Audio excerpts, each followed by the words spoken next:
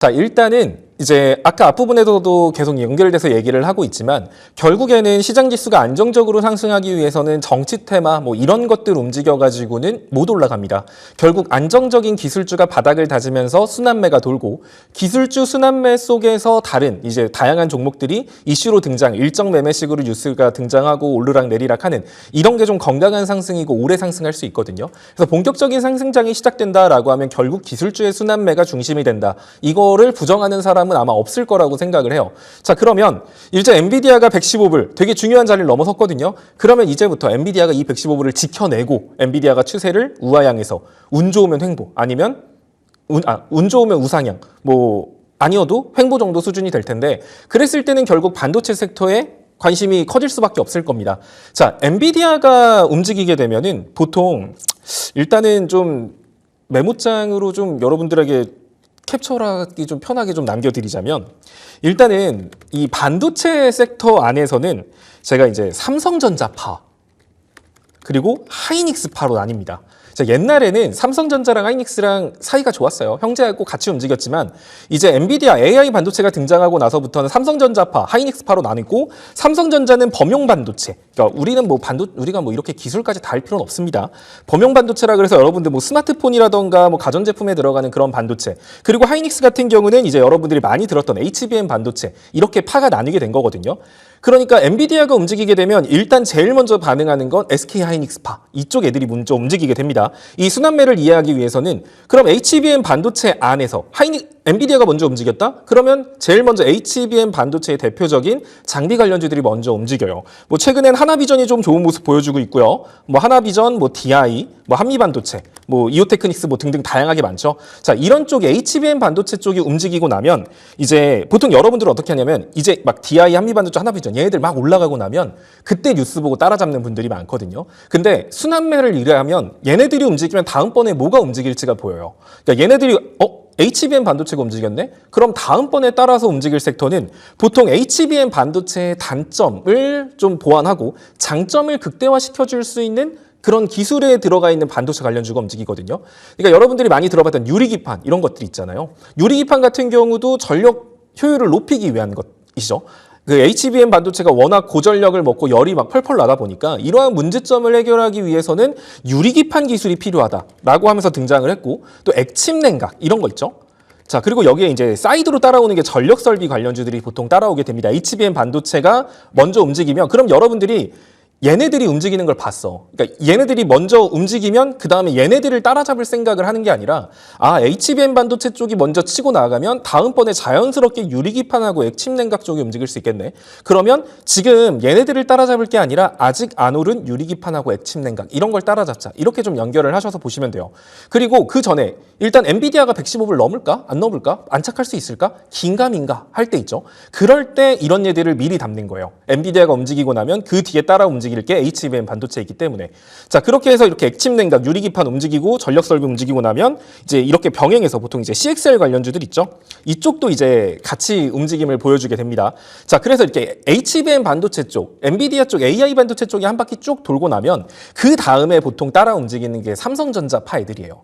그러니까 여러분들이 항상 투자를 하면서 아니 내 것도 반도체인데 왜 뭐 한미반도체, DI, 하나비전 뭐 이런 애들 잘 가는데 왜 내 반도체는 이렇게 바보같이 안 움직이는 거야? 이렇게 생각을 하시는데 반도체 안에서도 이렇게 파벌이 나눠진다라는 거를 좀 알고 계셔야 돼요. 그냥 반도체라고 다 묶여서 움직이는 건 아닙니다. 그러니까 이런 순서대로 HBM 반도체 움직이면 유리기판, 액침 냉각 움직이고 이제 이쪽이 움직이다 보면은 이제 삼성전자파 이런 애들도 따라 움직이게 되는데 이제 이쪽에서 움직이면 삼성전자가 먼저 아까 말한 삼성전자가 57,000원 위로 올라간다라고 하면 그때부터는 범용 반도체 쪽에서도 시장의 매수세가 유입이 될 거거든요. 그래서 일단 이쪽 삼성전자파가 움직이기 위해선 제일 먼저 삼성전자가 57,000원 위로 올라가는 게 중요해요. 자, 이렇게 올라가면 이제 파운드리, 위탁 생산 관련주들 움직일 거고요. 후공정 관련주들 따라 움직이게 됩니다. 자, 이제 대표적인 종목들이라고 한다면 파운드리에 하나마이크론 뭐 이렇게 보시면 될 것 같고요. 후공정 쪽은 뭐 SFA 반도체라던가 DB하이텍 뭐 이쪽 보셔도 됩니다.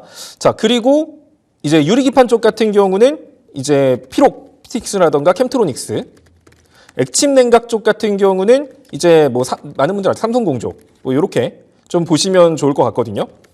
자, 그리고 이제 뭐 이쪽 CXL 쪽은 네오셈, 뭐 전력 설비는 여러분들이 뭐 다 아시겠지만 LS 일렉트릭 뭐 되게 많죠. 이제 이런 얘들 전력 설비 같은 경우는 원전 섹터에도 같이 움직이는 모습을 보여주기 때문에 그러니까 이러한 흐름을 좀 여러분들이 알아두시면 일단은 좀 반도체 섹터를 매매를 하실 때 훨씬 수월하실 거예요. 그냥 단순히 올라갈 때 오늘 DI 잘 가네? 따라잡아야지. 이런 것보다는 이 순서대로 간다. 그러니까 HBM 움직이는 거 보면 여러분들이 생각할 건 얘네 따라잡을 생각하지 말고 유리기판 액침 냉각 이쪽을 따라잡는 거예요. 그러니까 여러분들이 만약에 내가 지금 뭘 추매해야 될지 모르겠어. 근데 아직 내가 예를 들어 여러분들이 액침 냉각에 물려 있어요. 액침 냉각에 물려 있는데 아직 HBM 반도체도 아직 안 움직였어. 시세가 안 나왔는데 액침 냉각 쪽에 추매를 한다? 이거는 순서가 안 맞죠. 액침 냉각이 먼저 중간에 돌발 이슈로 움직일 수도 있겠지만 보통 액침 냉각이 안정적으로 상승하기 위해서는 이 HBM 쪽 반도체가 먼저 움직이고 그 뒤에 따라가기 때문에 추매를 하거나 신규 진입을 할 때도 이렇게 우선순위를 정해서 여러분들이 매매를 하시면 좋아요. 아직 반도체 쪽이 아예 움직인 게 없기 때문에 제가 여러분들한테 지금 이런 식으로 순서를 좀 남겨드리고 있는 거예요. 사실 오늘 이 차트들을 하나하나 다 봐드릴까 했는데 이거 다 봐드렸다가는 여러분들의 종목 상담을 못 해드릴 것 같으니 일단은 HBM 반도체 쪽으로 해서 DI 이 차트 하나 정도만 좀 가볍게 체크해 드리도록 할게요.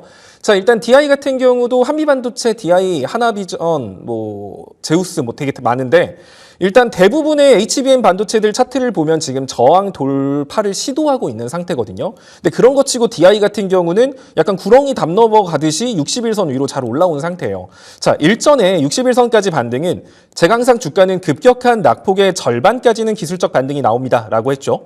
자, 급격한 낙폭의 절반 정도까지 기술적 반등이 나왔고 여기 기술적 반등이었기 때문에 돌파 못하고 밀렸어요. 그 자리가 61선이었거든요. 61, 121선 돌파 못하고 480선 만났다가 이번에 61선하고 121선 돌파 시도했고요. 자, 그리고 지금 61선, 121선 안착 시도하고 있는 모습입니다.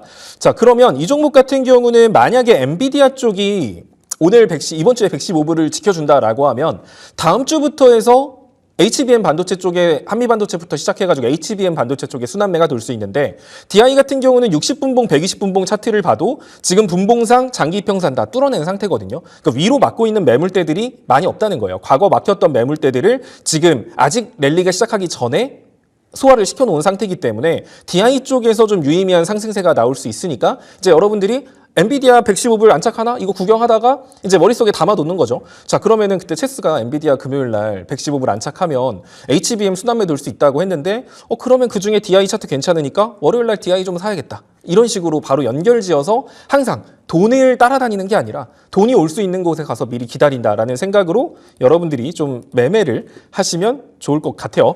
자, 그리고 이제 한미반도체까지 봐드릴 수 한미반도체까지만 또 이제 봐드리면 또 이제 한미반도체 같은 경우는 제가 여러분들한테 실제 리딩으로도 최근에 다뤄서 수익을 좀 많이 봤던 종목이기도 하죠. 자, 한미반도체도 지금 하나비전 때문에 뭐 말이 많기는 해요. SK하이닉스랑 뭐 싸움이 뭐 심해지고 있니 어쩌니 뭐 얘기가 심해지고 있기는 하지만 그래도 한미반도체가 SK하이닉스에만 의존하는 게 아니라 마이크론이라던가 다른 이제 해외 기업에도 이제 HBM 장비를 수출을 하고 있기 때문에 또 하나비전에 대해서 지금 법적 다툼을 벌이고 있는데 뭐 사실 한미반도체 쪽이 유리하다 이런 의견들이 많죠.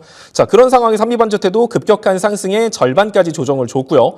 지금 이 절반 자리에서 횡보하고 있어요. 그럼 한미반도체도 75,000원 라인만 이탈하지 않는다라고 하면 이번 상승으로 지난번 고점을 깨는 상승이 나올 수 있거든요. 그러면 여기서부터 지난번 고점까지만 올라간다라고 하더라도 기대 수익률이 한 15% 이상 나오고요. 이런 식으로 N자 패턴으로 상승 추세를 만들면서 윗갭 자리를 메꿀 수도 있는 거기 때문에 상당히 기대 수익률이 좋을 수 있는 종목입니다. 지금 상승 추세를 위해서 추세선 하단부를 딛고 있는 걸로 보여지는 만큼 이런 식의 추세로만 움직여준다라고 하면 이 추세선 따라서 여러분들이 일정 수량 사고 팔고 매매를 하면서 끌고 가셔도 괜찮다라는 의미예요. 그래서 DI랑 한미반도체 이쪽 괜찮은 종목이니까 일단 이번 주 엔비디아가 좀 115불 위로 안정적으로 안착하면 다음 주쯤에 한미반도체 DI 괜찮은 움직임 나올 수 있겠다. 미리 생각해 두시고 어디 적어놨다가 월요일 날 잊지 말고 상황 보셔서 이렇게 매매하셔도 괜찮을 것 같아요.